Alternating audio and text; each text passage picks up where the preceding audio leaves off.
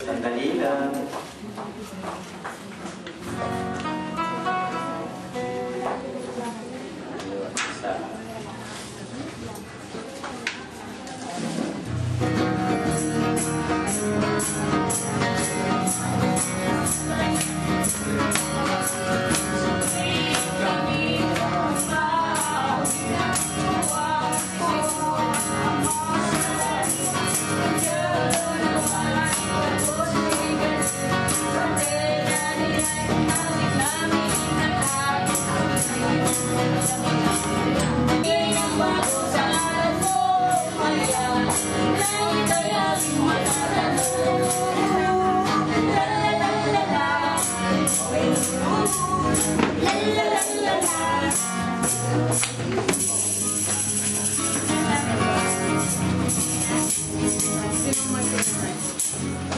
Sa mga Mary kami. Sa magandang umaga ulit, mga brother and sister. So, I will address you brother and sister, no? Kasi lahat naman tayo magkakapatid sa ngalan ng ating mahal na Virgen, kung siya ang ating ina, espiritual. So, narito tayo ngayon upang magkaroon ng leksyon, pag-aaral. Kasi, kumbaga kailangan natin mag-aral, magbanal, katulad kaninang umaga, nagbanal kayo, nagbanal tayo, nagdasal, at kailangan umikot tayo sa tatlong tungko: pag-aaral, pagbabanal, at pagsasagawa. Para mas, kumbaga sa tripod, alam niyo ba yung tripod? Yung lagay ng camera, tatlong tungko, no? Tripod. Tatlong yun, buo. Kasi pag dalawa lang, medyo alanganin, tutumba kayo eh. So, hindi naman pwedeng aral banalan tayo ng banal. So, magiging mauwi tayo sa pagiging panatiko. At hindi naman pwedeng aral lang kayo ng aral, mauwi kayo sa pagiging pilosopo. Diba? So, hindi rin naman pwedeng galaw lang kayo ng galaw, arte kayo ng arte, para mauwi kayo sa pagiging artista. So, ang mahalaga, mga brother and sister, makinig kayo. Iikot tayo ngayon. Ito ngayon yung panimula sa inyong mga pag-aaral. Makinig kayo. Hindi lang nyo ang inyong mga mata.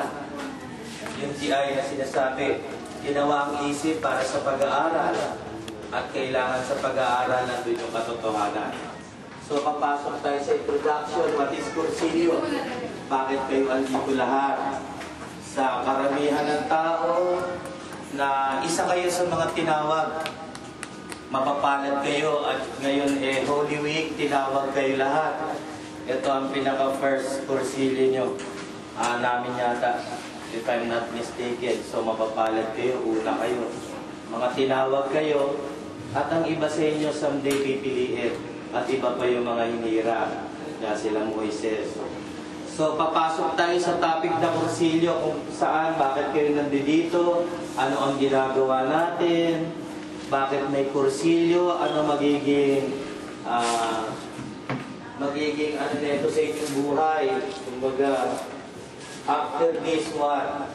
So, mas maganda to kung may sasabuhay niyo to, makinig lang kayo, at ang i-introduce ko sa inyo, ang magpapaliwanag sa Cursilio, ay walang iba kundi ang ating kapatid na napakahaba na ng kanyang mga pinagtisan. At sa pag-aaral na to, sa aral ng balik-loob, o sa aral ng daan, katotohanan at buhay, masyado na siya maraming experience. Kung baka experience is the best teacher, sabi nga. Kahit saan kayo mapunta, kahit maliit lang ang pinag-aralan nyo, high school graduate kayo, pero iba ang aral na to. Kasi pag ito naiyan nyo sa buhay nyo, dahil nyo pa may pinag-aralan. Kasi ibang spiritual na gulang. May i-apply nyo to sa buhay nyo. So itong sister na to, mahaba na pinagdaanan na ito. Galing sa Cavite. So, lubos itong ipinakikilala sa inyong ating kapatid para magpaliwanag ng topic natin ngayon. Si Sister Agustina Baho.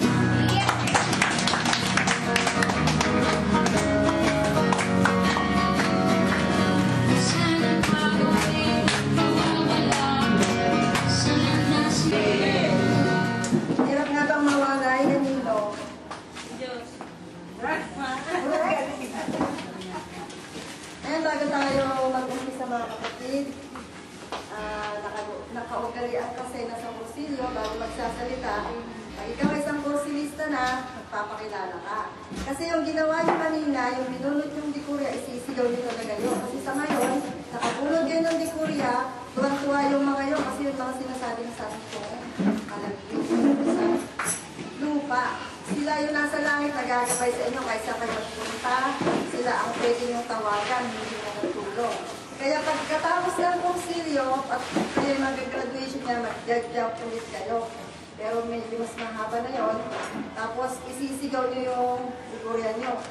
Kanina, nagpakilala lang kayo pero hindi pa yun talaga jump na isang konsilista kasi hindi pa kayo konsilista. Pero pagkatapos nito, magsasalita ulit kayo. Kaya ngayon pa lang, kailangan lahat ng iroro nyo dito, aware kayo at naisusulat yung mga yung dapat isulat.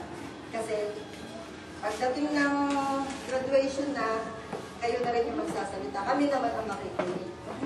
Yan, binibigyan ko na kayo ng tip para aware kayo ngayon. Huwag kayong tutulog-tulog. Huwag niyong sabihin na hindi naman nila i-check yung notebook. Hindi naman nila titignan. Hindi naman nila alam kung ano yung tindihan. Mag-i-evaluate kayo pagdating ng graduation sa ikatlong araw. Hanggang kailan kayo dito? Alam nyo na. Sino nagsabi sa inyo? Kasi 3 days and 4 nights, ano? Kami ang yung kapatid na si Sister Christina Luzan Babuy. Galing, pinanganak sa Pangasinan, pero ngayon naninirahan na kami sa Cavite. Kasasakupan ng parokya ng San Judas Tadeo. Nagkonsilyo kami sa Binyang Laguna noong taong 1994 sa ilalim ng bandila ng Semper Fidelis Team. Konsilyo bilang 79 ba yung atin? 79. At maparan na mabilang na yung kuya ni ang kuya ng mga nagaganda, ang mga masisipag, at sa lahat ng mga mag-iisip. Ate Reza!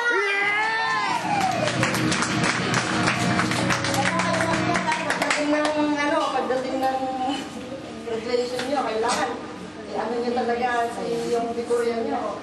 Ipakilala nyo lang gusto. Kaya kailangan masaya kayo, hindi yung laban nyo lang.